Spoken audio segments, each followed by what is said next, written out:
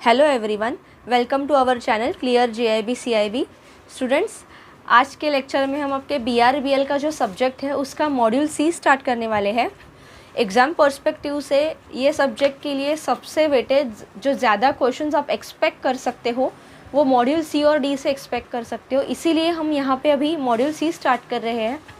हम पहले module C और D जल्दी जल्दी फिनिश करेंगे और फिर हम मॉड्यूल B और फिर मॉड्यूल A की तरफ जाएंगे। इसके पहले हमने मॉड्यूल A का जो फर्स्ट चैप्टर है यूनिट 1 वो कंप्लीट किया है।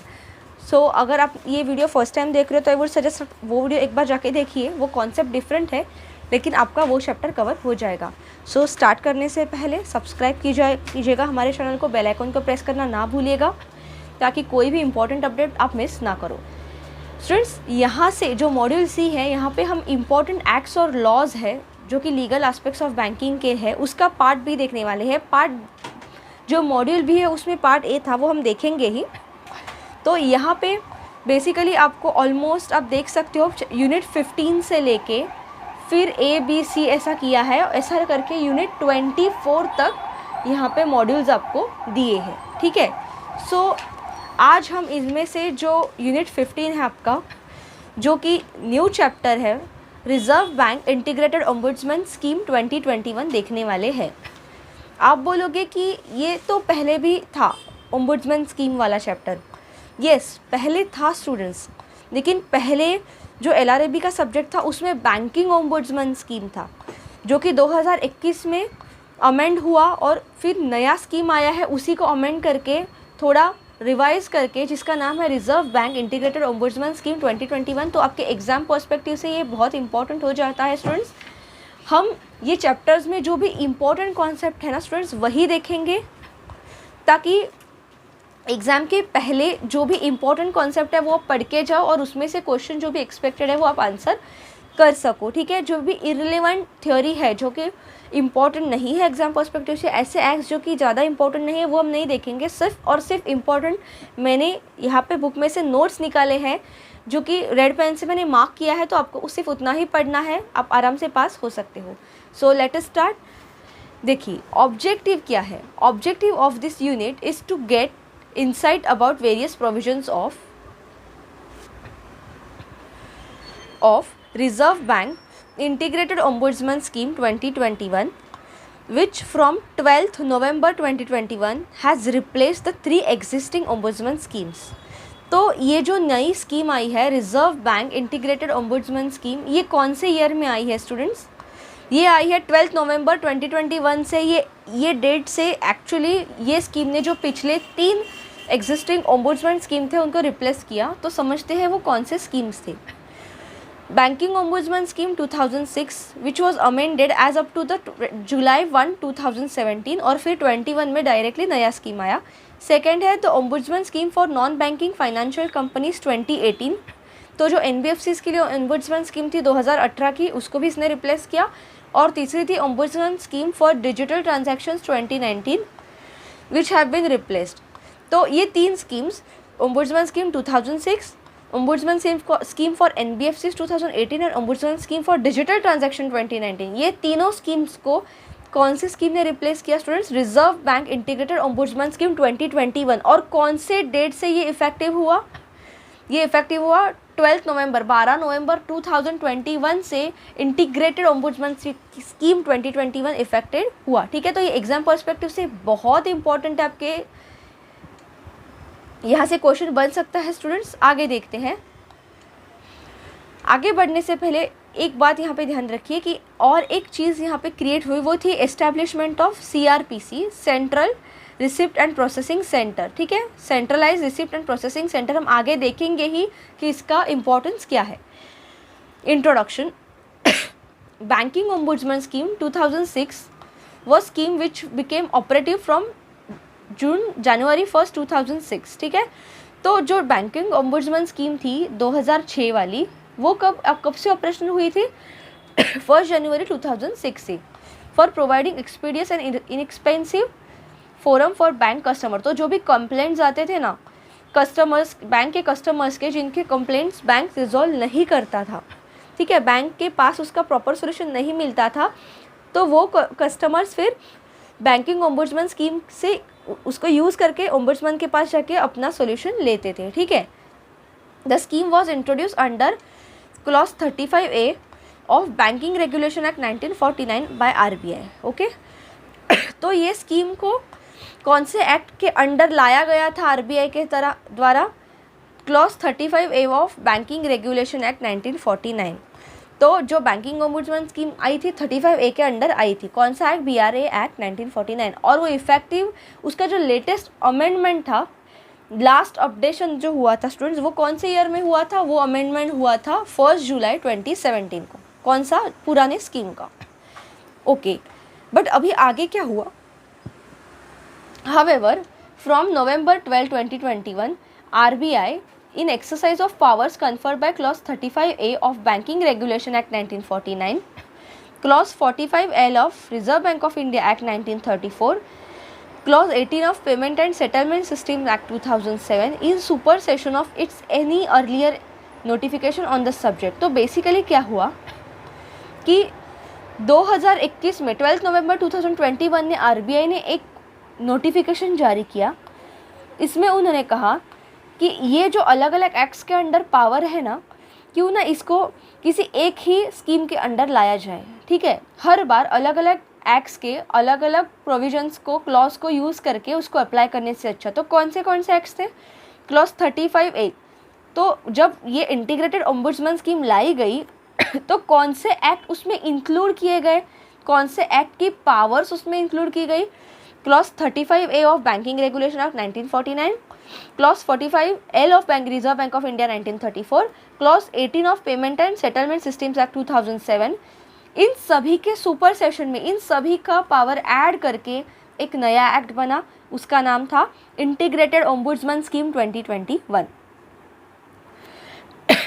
Being satisfied that it is public interest to do so to make an alternate dispute redress mechanism simpler, तो बेसिकली कस्टमर्स के लिए जो अल्टरनेट डिस्प्यूट रिड्रेसल मैकेनिज्म है वो आसान बनाने के लिए, और उनको अलग अलग एक्ट्स को यूज़ करके अपने जो भी राइट्स है, जो कि उनका सॉल्यूशन उनको चाहिए प्रॉब्लम का, वो उनको जल्दी मिल सके, इसीलिए बेसिकली RBI ने ये प्रोविज़न किया। तो अभी इसमें कौन से एग्जिस्टिंग 3 ओम्बुड्समैन स्कीम को रिप्लेस किया? ये मुझे लगता है स्टूडेंट्स ये क्वेश्चन डेफिनेटली आपके एग्जाम में आएगा, डेफिनेटली, क्योंकि ओम्बुड्समैन से आपको जो ओम्बुड्समैन स्कीम से आपको एग्जाम में क्वेश्चन आता ही है। लेकिन यहाँ पे अभी ये इतना रिसेंट स्कीम है 2021 का जिसने 3 स्कीम को रिप्लेस किया, तो डायरेक्टली एग्जाम में क्वेश्चन आ सकता है कि कौन से 3 स्कीम्स थे जिसको integrated ombudsman scheme, reserve bank integrated ombudsman scheme 2021 ने रिप्लेस किया। पहला स्कीम है बैंकिंग ओम्बुड्समैन स्कीम 2006, उसका लास्ट अमेंडमेंट कब हुआ था ये भी पूछ सकते हैं, 1 जुलाई 2017 को ये लास्ट अमेंड हुआ था। फिर सेकेंड स्कीम है ombudsman scheme for NBFC non banking financial company, 2018 वाला था ये। और तीसरा था ombudsman scheme for digital transactions 2019।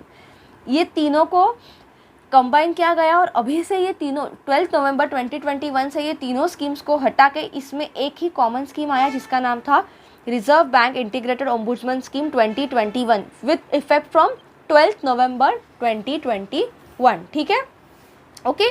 तो आई होप यहाँ तक आपको समझा। डाउट रहेगा तो पूछ सकते हो, लेकिन मुझे नहीं लगता कुछ भी डाउट रहेगा। ये सिर्फ थियोरी है, तो आपको वो कॉन्सेप्चुअल कीवर्ड्स पकड़ने स्टूडेंट्स। देखिए अगर आप थियोरी रट्टा मारने जाओगे एग्जाम में भूल जाओगे, पॉसिबिलिटी है कि कुछ ना कुछ आप भूल जाओगे। तो उससे अच्छा जो इम्पोर्टेंट टॉपिक्स है उसके कीवर्ड्स याद रखो, ताकि और अगर आप एक्ट्स को भी एज अ स्टोरी की तरह समझोगे ना तो आपको ध्यान रखने में, याद रखने में आसानी होगी और एग्ज़ाम में आप आसानी से टिक कर सकते हो।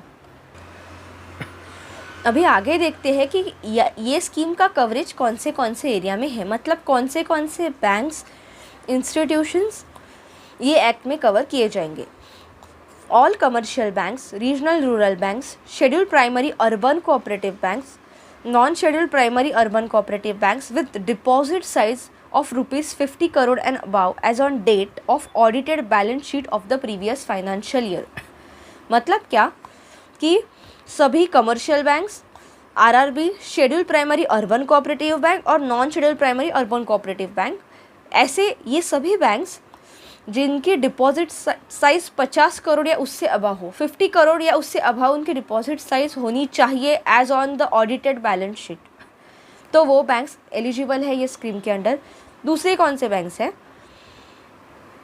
All NBFCs, non banking financial companies excluding housing finance company. तो ऐसे NBFC जिसमें हाउसिंग फाइनेंस कंपनी नहीं है, which are authorise to accept deposits, जो कि डिपॉजिट एक्सेप्ट करने के लिए ऑथोराइज है, and have a customer interface with an asset size of ₹100 crore and above as on the date of audited balance sheet of the previous financial year. मतलब ऐसे सभी non banking financial company जिनमें housing finance company नहीं आते, ऐसे NBFC जो कि deposit accept करने के लिए ऑथोराइज्ड है और उनके कस्टमर के इंटरफेस का, जो कस्टमर्स का इंटरफेस है, कस्टमर बेस का असेट साइज है 100 करोड़ रुपीज़ या उससे अबाव है एज ऑन बैलेंस शीट, तो ऐसे NBFCs भी ये एक्ट के अंडर एलिजिबल है। ठीक है, ये बहुत इंपॉर्टेंट है स्टूडेंट्स। एग्जाम में आपको डायरेक्टली क्वेश्चन पूछा जा सकता है कि कितने, what is the limit of deposit size of the banks to be eligible under integrated ombudsman scheme. तो उनका डिपॉजिट साइज 50 करोड़ या उससे अबाव होना चाहिए, और NBFC जिनके कस्टमर के असेट्स 100 करोड़ रुपीज़ या उससे अबाव है। ठीक है, और कौन से इंस्टीट्यूशंस है? देखिए, credit information company as defined in the CIC, credit information companies regulation act 2005 shall also be treated as the regulated entity for the purpose of the scheme. देखिए, ये स्कीम के पर्पस के लिए हम आगे देखेंगे रेगुलेटेड एंटिटी क्या है कॉन्सेप्ट। ठीक है, बेसिकली ये एक तरीके की ऐसी एंटिटी है स्टूडेंट्स जो कि एज अ पार्टिसिपेंट के नाम पे ये स्कीम पे पार्टिसिपेट कर सकती है। ओके तो उसमें क्रेडिट इन्फॉर्मेशन कंपनीज भी आएंगे एक रेगुलेटेड एंटिटी के डेफिनेशन में। ओके, तो अभी आगे देखते हैं स्टूडेंट्स, आगे हमें कुछ डेफिनेशंस दिए हैं। ये ऐसे कई सारे एक्ट्स हैं, लेकिन इतने याद करने जाओगे तो वो बहुत डिफ़िकल्ट हो जाएगा और ये इतना इंपॉर्टेंट नहीं है एग्ज़ाम पर्सपेक्टिव से। एग्ज़ाम में एक्ट्स के बेस पे ज़्यादा क्वेश्चन नहीं आते। जनरली हमने जो LRAB का पेपर देखा था, बहुत कम क्वेश्चन आते हैं एक्ट्स के ऊपर, लेकिन जो बाकी के कॉन्सेप्ट है, बाकी के जो मनी का लिमिट है, ठीक है, असेट साइज हो जाए या एलिजिबिलिटी, टर्म ऑफ ऑफिस, ठीक है, या कोई कॉन्सेप्ट क्या होता है या उसके अंडर कौन से चीज़ें आती है, ऐसे क्वेश्चन ज़्यादा देखे गए हैं। तो सब एक्ट्स रट्टा मारने की ज़रूरत नहीं है, जो भी इम्पॉर्टेंट है वही हम कवर करेंगे। तो डेफिनेशंस के अंडर कुछ इंपॉर्टेंट कॉन्सेप्ट है वो आपको समझना ज़रूरी है। Appellate authority means executive director in charge of department of reserve bank administering the scheme. तो एग्ज़ाम में अगर आपको पूछा जाए कि एपिलेट अथॉरिटी कौन होता है, तो वो executive director in charge of department of reserve bank होता है, जो कि ये स्कीम को एडमिनिस्टर करता है। मतलब RBI ने एक ऐसा डिपार्टमेंट रखा होता है जिसमें एक एग्जीक्यूटिव डायरेक्टर इंचार्ज रखा होगा specifically to examine to administer this scheme, उसी को कहते हैं appellate authority.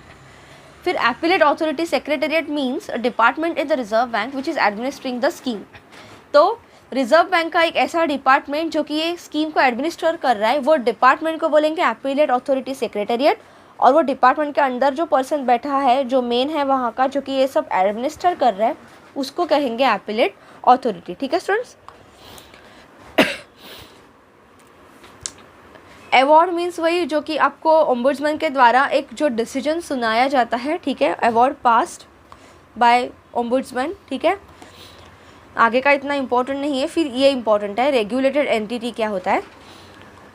Regulated entity means a bank और नॉन बैंकिंग फाइनेंस कंपनी और a system participant as defined in the scheme. तो मैंने अभी आपको बोला था, एक बैंक या NBFC हो या सिस्टम पार्टिसिपेंट, ऐसा कोई भी एंटिटी, ऐसा कोई भी इंस्टीट्यूशन जो कि ये स्कीम में पार्टिसिपेट करता है या करना चाह रहा है, जो कि इसके अंडर एलिजिबल है, उसी को कहते हैं रेगुलेटेड एंटिटी। मतलब ऐसी एंटिटी, ऐसा इंस्टीट्यूशन जिसको रेगुलेट कर रहा है ये इंटीग्रेटेड ओम्बुड्समैन स्कीम। ठीक है, बाकी के टर्म्स इतने इम्पॉर्टेंट नहीं है, अगर पूछते तो आप कर सकते हो वो। फिर नेक्स्ट देखते हैं ombudsman appointment, location of offices, establishment of a centralise receipt and processing centre. Ombudsman appointment, location of offices, establishment of a centralise receipt and processing centre.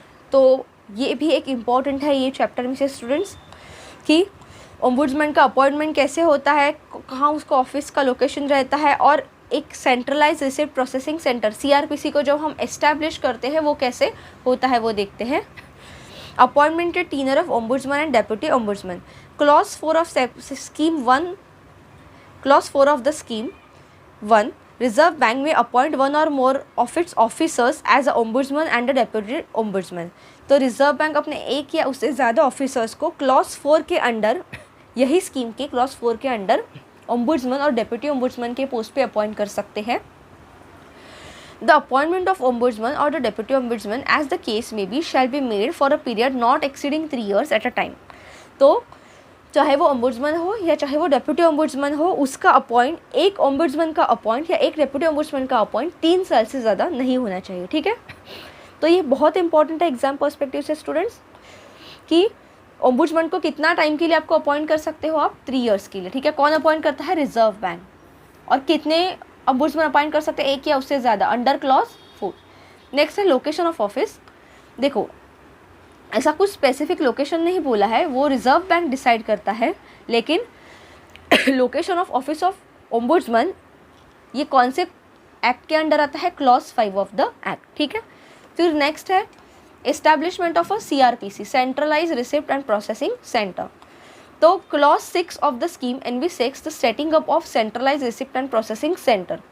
तो CRPC का जो सेटिंग है वो कौन से एक्ट के अंडर होता है, clause 6 of centralise receipt and processing centre. ठीक है, CRPC मतलब सेंट्रलाइज रिसिप्ट प्रोसेसिंग सेंटर में का जो सेटिंग अप है क्लॉज 6 के अंडर होता है. ये क्यों हम लोग बेसिकली इस्टेब्लिश करते हैं स्टूडेंट्स, जो कि कस्टमर के कंप्लेंट्स है ना, वो कहीं पे तो रजिस्टर होते हैं, तो उसका एक ऑफिस रहता है, उसी को कहते हैं सेंट्रलाइज रिसिप्ट प्रोसेसिंग सेंटर. और अगर आपको कंप्लेंट्स ऑनलाइन रजिस्टर करने हैं कंप्लेंट्स कस्टमर को, तो उसके लिए उसे ये वेबसाइट पे जाना पड़ता है, https://cms.rbi.org.in. ठीक है, फिर नेक्स्ट है procedure for redressal of grievance. ठीक है, अभी क्या प्रोसीजर होती है ग्रीवेंस रिड्रेसल का वो देखते हैं स्टूडेंट. कंप्लेंट, ठीक है, as per clause 9, any customer aggrieved by an act और omission of regulated entity resulting in deficiency in service may file a complaint under this scheme. ठीक है, तो कोई भी कस्टमर जो कि बैंक या रेगुलेटेड एंटिटी मतलब कोई भी बैंक हो, NBFC हो, जिससे वो गुस्सा है, जिसका उसे कंप्लेंट करना है, तो वो क्लॉज 9 के अंडर उसकी कंप्लेंट कर सकता है अंडर दिस स्कीम. ठीक है, फिर नेक्स्ट है कौन से केस के सिवाय ये कंप्लेंट नहीं कर सकते. ठीक है, और complaint under the scheme shall not lie unless. ठीक है, तो क्लॉज 10(2) में ये देखते हैं, क्लॉज इतना इंपॉर्टेंट नहीं है, लेकिन क्या क्या केस के सिवा ये कंप्लेंट नहीं कर सकते वो समझिए.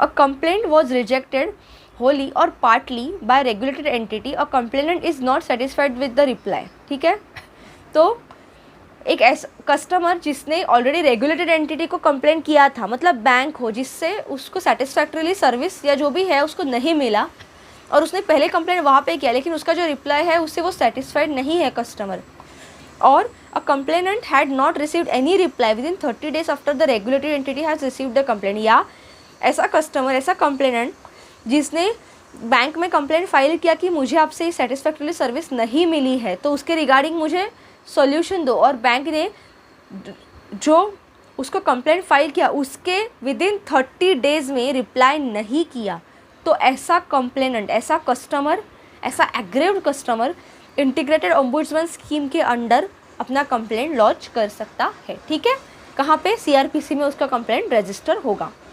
ठीक है, फिर सेकेंड है the complaint is made to the ombudsman within 1 year after the complainant has received reply from the regulated entity to the complaint, or where no reply is received within 1 year and 30 days from the date of complaint. तो मतलब सुनिए क्या है, देखो customer या complaint दोनों it's one and the same. जिसने bank में कंप्लेंट फाइल किया उसने 30 days तक वेट किया, 30 days तक भी उसको रिप्लाई नहीं आया, तो वो 30 days के बाद में उसके 1 साल तक, ठीक है, वो 30 days के बाद में या उसके 1 साल तक वो जो कंप्लेनेंट है वो ओम्बुड्समैन के पास जाके ये कंप्लेंट कर सकता है. ठीक है, मतलब बेसिकली उसको 1 year 30 days मिलेंगे, क्योंकि पहले 30 days तो उसको वेट करना पड़ेगा ना, कि उसको रेगुलेटेड एंटिटी जो है, मतलब जिसकी अगेंस्ट ही उसने कंप्लेंट किया है, ऐसा बैंक या ऐसा रेगुलेटेड एंटिटी जिसके अगेंस्ट ही उसको सेटिस्फैक्ट्रीली सर्विसेज नहीं मिली. ठीक है, या जो भी फैसिलिटीज़ मिलनी चाहिए थी वो नहीं मिली, तो उसके अगेंस्ट उसको 30 डेज़ वेट करना, उसके बाद में 31st डे से आगे 1 साल तक वो वेट कर, वो ड्यूरेशन में वो कभी भी अपनी कंप्लेंट है वो इंटीग्रेटेड ओम्बुड्समैन के पास फाइल कर सकता है। ठीक है, यहाँ पे इतना ही इंपॉर्टेंट था स्टूडेंट्स। नेक्स्ट देखते हैं procedure for filing a complaint and it's initial scrutiny and resolution. देखिए अभी ये कैसे कंप्लेंट फाइल करते हैं, बेसिकली यही दिया है आपको सिर्फ इसका क्लॉज ध्यान रखना है कि जो इंटीग्रेटेड ओम्बुड्समैन स्कीम के अंडर कंप्लेंट फाइल होता है वो क्लॉज 11 के अंडर फाइल होता है। उसकी इनिशियल स्क्रूटिनी जो होती है, मतलब कंप्लेंट रिलेवेंट है कि नहीं, मतलब वैलिड है कि नहीं, उसको प्रॉपर उसके लिए सॉल्यूशन दे सकते हैं या नहीं, उसके लिए एलिजिबल है या नहीं, इसकी स्क्रूटिनी होती है क्लॉज 12 के अंडर। ठीक है, फिर इसका रेजोल्यूशन कौन से क्लॉज के अंडर होता है, क्लॉज 14 के अंडर रिजोल्यूशन होता है। इंटीग्रेटेड ओम्बुड्समैन स्कीम ये कंप्लेंट को रिजॉल्व करता है। ठीक है, थोड़ा यहाँ पे समझिए, यहाँ पे आपको इतना ही ध्यान रखना है कि रिजोल्यूशन क्लॉज 14 के अंडर होता है, लेकिन the regulated entity shall on the receipt of complaint file its written version in reply to the averments in the complaint enclosing therewith the copies of documents relied upon within 15 days before the ombudsman for the resolution। मतलब क्या, जैसे ही complainant ने या जैसे ही customer ने ombudsman scheme के पास अपना complaint file किया, उसके बाद में बिफोर, मतलब कंप्लेंट दर्ज होने के बाद 15 दिन के अंदर जो रेगुलेटेड एंटिटी जो बैंक के अगेंस्ट कंप्लेंट किया है या जो एनबीएफसी के अगेंस्ट कस्टमर ने कंप्लेंट किया है, कंप्लेनेंट या customer, it's one and the same, जिसने कंप्लेंट किया है उसके रिगार्डिंग जो सफिशिएंट डॉक्यूमेंट्स जो ज़रूरी है, रिलीवेंट, ठीक है, मतलब उसको इमीडिएटली 15 डेज़ में उसका रिप्लाई करना पड़ेगा। ठीक है, कि उसने ऐसा क्यों किया, मतलब जैसे कि अगर महीने की 1 तारीख को किसी कस्टमर ने जाके ओम्बुड्समैन के पास कंप्लेंट किया, तो उसके आगे के 15 दिन के अंदर 16th ऑफ दैट मंथ के पहले वो बैंक को उसके रिगार्डिंग उसको आंसर देना पड़ेगा, किसे, ओम्बुड्समैन को। तो ये इंपॉर्टेंट हो जाता है एग्जाम पर्सपेक्टिव से कि कितने दिन के अंदर जो बैंक, मतलब रेगुलेटेड एंटिटी जिसके अगेंस्ट कंप्लेंट गया है ओम्बुड्समैन के पास, उसको रिप्लाई करना पड़ेगा 15 दिन के अंदर। ठीक है, फिर नेक्स्ट इंपॉर्टेंट है students passing an award and right to prefer to appeal. तो अवार्ड मतलब जजमेंट। ठीक है, क्या डिसीजन देता है ओम्बुड्समैन उसके रिगार्डिंग। Award, the complaint may under the certain circumstances detailed in clause 16 be rejected. तो अगर किसी कस्टमर ने ओम्बुड्समैन के पास जाके कंप्लेंट किया तो कौन से केसेस में वो कंप्लेंट रिजेक्ट हो सकता है। ऐसा भी हो सकता है, ज़रूरी नहीं हमेशा कंप्लेनेंट कस्टमर जो है वही सही हो, कभी कभी वो ऐसे ही कंप्लेंट कर सकता है। बैंक माइट बी राइट, जो रेगुलेटेड एंटिटी है वो राइट हो और कस्टमर में भी वो अगेंस्ट द क्लॉज कुछ बोल रहा हो। ठीक है, तो वो जो रिजेक्शन ऑफ कंप्लेंट हो सकता है वो आता है क्लॉज 16 के अंडर। इसमें आपको कुछ यही चीज़ें इंपॉर्टेंट है। देखिए, ombudsman shall have the powers to pass an award directing payment by way of compensation the amount which is more than consequential loss suffered by complainant or ₹20 lakh whichever is lower। मतलब क्या, जो ombudsman है अगर उसने जो भी decision दिया in favour of complainant या कस्टमर, तो वो जितना कंपेंसेशन, जितना अवार्ड देगा, मतलब जो जजमेंट देगा कि इतना इतना उसको कस्टमर्स को, जो रेगुलेटेड एंटिटी है, जो बैंक है जिसके अगेंस्ट कंप्लेंट हुआ था, उसने इतना इतना पैसा उसको देना है नुकसान भरपाई के केस में, मतलब उसने उसका नुकसान किया है या उसका जो भी लॉस हुआ, जो भी पैसे के रिगार्डिंग उसको था, वो अमाउंट एक तो जो कंप्लेनेंट का मनी है वो, या 20 लाख रुपए उससे कम, मतलब 20 लाख रुपए तक ही वो अवार्ड दे सकता है। अवार्ड इन द सेंस वो जजमेंट दे सकता है कि बैंक कंपेंसेट करेगा। ठीक है, उसके ऊपर का वो नहीं कर सकता। ठीक है, ये समझा, ये बहुत इंपॉर्टेंट है स्टूडेंट्स कि कौन से लिमिट तक ओम्बुड्समैन अवार्ड पास कर सकता है। The power to pass the award by directing payment the way of compensation के फॉर्म में मैक्सिमम 20 लाख या जितना भी लॉस कंप्लेनेंट ने सफ़र किया है, लेकिन 20 लाख को क्रॉस नहीं करना चाहिए। फिर दूसरा है तो ombudsman may also award a compensation not exceeding rupees 1 lakh to the complainant, taking into account the loss of complainant's time, expenses incurred, harassment and mental anguish suffered by the complainant. मतलब क्या कि जो भी customer को कुछ उसका time waste हुआ, ठीक है, ये सब चक्कर में, मतलब पहले वो बैंक के पास गया, उसने उसकी नहीं सुनी, फिर वो अलग अलग लोगों के पास उसने मिला उसका सॉल्व होने के लिए प्रॉब्लम, फिर लास्ट में वो जाएगा ओम्बुड्समैन के पास, तो यहाँ पे उसका क्या होगा, उसका टाइम वेस्ट होगा, उसका खर्चा होगा आने जाने में, ठीक है, उसको हरेसमेंट होगा, उसको मेंटली भी एक तरीके का तकलीफ़ होगा, ठीक है, जब तक उसका पैसा नहीं मिलता, जब तक जो प्रॉब्लम रिजॉल्व नहीं होता। तो इसके लिए जो कि उसका मतलब उसको तकलीफ़ होने वाला जो कंपेंसेशन है ना, वो 1 लाख रुपए से ज़्यादा नहीं होना चाहिए, ठीक है। तो ओम्बुड्समैन कंपेंसेशन वाला अवार्ड भी दे सकता है। It should be maximum 1 lakh, और जो अमाउंट जो लॉस हुआ है उसका जो कंपेंसेशन बोला है, मतलब एक्चुअली जो अमाउंट डिस्प्यूट में इन्वॉल्व था, जो कि बैंक ने सपोज नहीं दिया कस्टमर को, तो उसका अमाउंट 20 लाख रुपए से ज़्यादा नहीं होना चाहिए, और जो तकलीफ़ हुआ है, जो हरेसमेंट हुआ है, जो एक नुकसान हुआ है, उसका जो अवार्ड है वो 1 लाख रुपए से ज़्यादा नहीं होना चाहिए। ये बहुत इंपॉर्टेंट है स्टूडेंट्स एग्ज़ाम पर्सपेक्टिव से।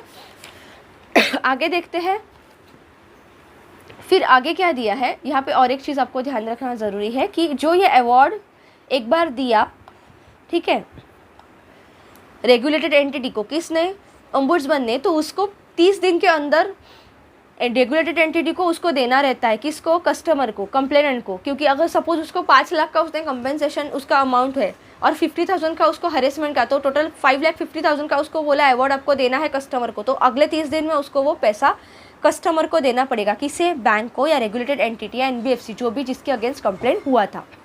फिर नेक्स्ट है अपील। देखिए अभी हर एक चीज़ के अलग सोल्यूशन रहता है, जैसे कि सपोज़ हम पहले केस आता है स्मॉल कॉज कोर्ट में, फिर वहाँ से हाई कोर्ट में, फिर वहाँ पे भी अगर आपको ऐसा लगता है, जो लोगों को नहीं लगता कि मुझे जैसा चाहिए वैसा न्याय नहीं मिला, डिसीजन नहीं मिला, तो लोग सुप्रीम कोर्ट तक भी जा सकते हैं। वैसे ही यहाँ पे भी जो भी बेसिक ऑफिस है, वहाँ से अगर आपको डिसीजन सेटिस्फैक्टरीली नहीं मिला, तो आप आगे के कोर्ट में, आगे के अथॉरिटी के पास जा सकते हो। तो अपील किसके अगेंस्ट आप कर सकते हो वो देखिए। The regulated entity may aggrieved by the award under the clause 15(1)(b और the closure of complaint under clause 16(2)(c। ये आपको सेक्शन याद रखने की जरूरत नहीं है, सिर्फ इतना देखिए कि regulated entity aggrieve by award मतलब क्या, जो बैंक है, रेगुलेटेड एंटिटी मतलब कौन, बैंक या NBFC, जिसके अगेंस्ट कंप्लेंट किया था कंप्लेनेंट ने, वो अगर गुस्सा है, उसको वो सेटिस्फैक्टरी अवार्ड नहीं लगा, अवार्ड मतलब जजमेंट, डिसीजन जो भी इंटीग्रेटेड ओम्बुड्समैन ने दिया है, तो वो अगले 30 दिन के अंदर अपीलेट अथॉरिटी के आगे अपील कर सकता है, ठीक है। Within 30 days of date of receipt of communication of award और closure of complaint prefer an appeal before the appellate authority. तो अपीलेट अथॉरिटी के पहले वो अपील कर सकता है कि जो भी डिसीजन ओम्बुड्समैन ने दिया है वो सेटिस्फैक्टरीली नहीं है, ठीक है। बस इतना ही आपको ध्यान रखना है। The complainant may aggrieved by an award clause under clause 15A or rejection of complaint under the clause 16(2)(c or 16(2)(f) within 30 days of the date of receipt of award or rejection of the complaint prefer an appeal before appellate authority। तो जो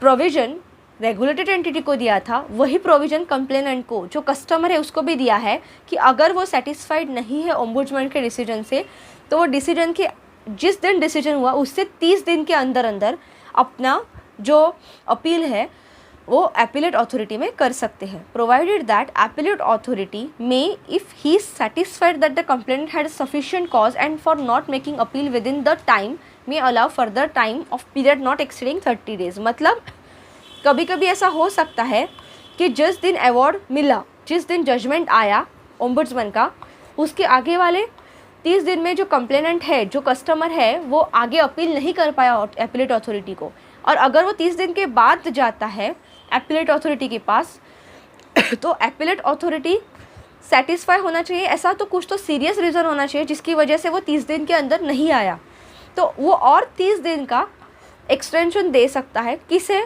complainant को, regulated entity को नहीं, bank को extension नहीं मिलेगा, bank को सिर्फ 30 दिन के अंदर ही आना है।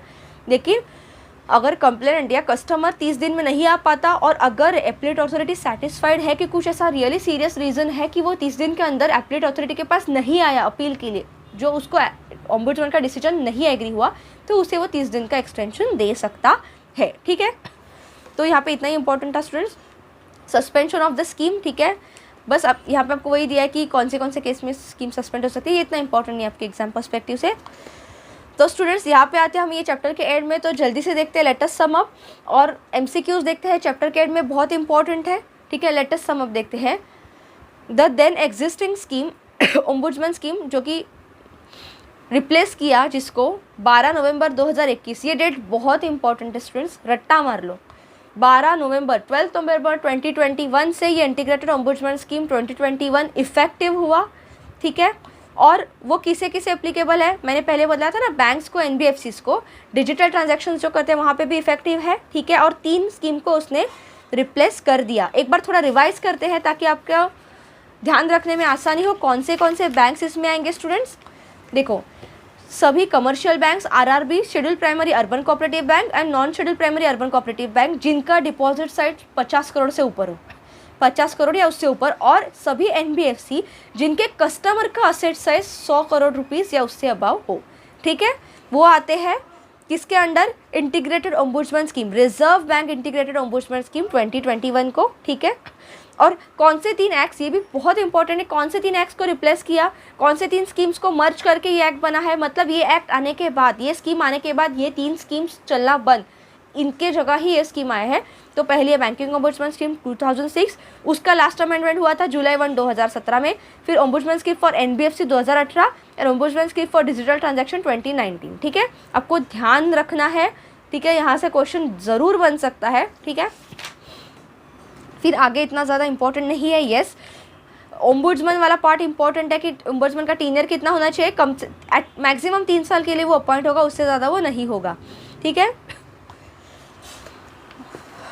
फिर बस 30 दिन के अंदर उसको वापस आना है। ठीक है, मतलब जिस दिन उसने 30 दिन, आप ध्यान रखो, कस्टमर जो कंप्लेनेंट है वो रेगुलेटेड एंटिटी बैंक के पास गया, उसको 30 दिन तक वेट करना, नहीं उसने रिप्लाई किया, उसके आगे 1 साल तक वो कंप्लेंट किसे कर सकता है, वो ओम्बुड्समैन तो कंप्लेंट कर सकता है।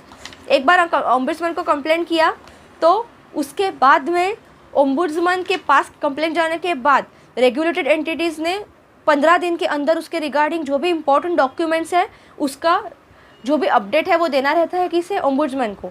उसके बाद में अगर जो भी अवार्ड, डिसीजन, जजमेंट जो ओम्बुड्समैन देता है इंटीग्रेटेड ओम्बुड्समैन, उससे अगर रेगुलेटेड एंटिटी सेटिस्फाई नहीं है तो वो 30 दिन के अंदर जाएगा एपीलेट अथॉरिटी के पास, और अगर कंप्लेनेंट या कस्टमर उससे सेटिस्फाइड नहीं है तो वो 30 दिन के अंदर जाएगा एपीलेट अथॉरिटी के पास। लेकिन अगर वो कस्टमर जो कंप्लेनेंट है, जो अगर 30 दिन के अंदर नहीं जा सकता, तो अगर एपीलेट अथॉरिटी को लगे कि नहीं ये सही है, कुछ तो सीरियस रीज़न की वजह से ये बंदा नहीं आ पाया, तो वो 30 दिन का एक्सटेंशन दे सकता है। ठीक है, और 12 नवंबर 2021 से ये स्कीम इफेक्टिव हुई। बस इतना ही यहाँ पे इंपॉर्टेंस है स्टूडेंट्स।